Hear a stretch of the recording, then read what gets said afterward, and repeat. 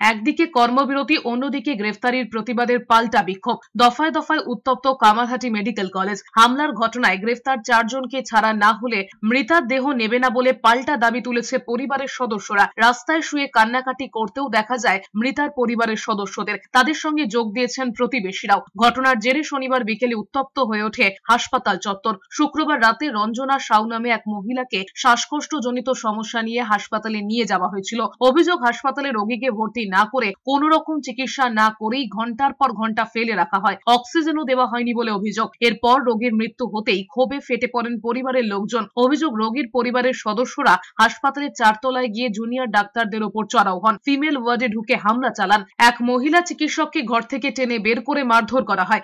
ঘটনায় junior doctor, nurse সহ 7 জন আহত হন। অভিযোগ, সবকিছু পুলিশের সামনে হলেও কোনো বাধা দেয়নি। যদিও ব্যারাকপুরের পুলিশ কমিশনার অলোক রাজোরিয়া জানিয়েছেন, হামলার ঘটনায় 4 জনকে গ্রেফতার করা হয়েছে। সিসিটিভি ফুটেজ দেখে বাকিদের চিহ্নিত করা হচ্ছে।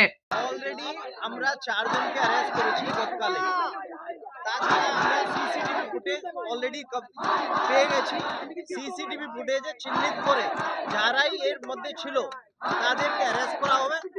আর যে শাস্তি, যেটা আইনত শাস্তি আছে, সেটা ওদেরকে দেওয়া হবে। সেটা আমি আপনাদের মাধ্যমে সবাইকে আশ্বস্ত করছি।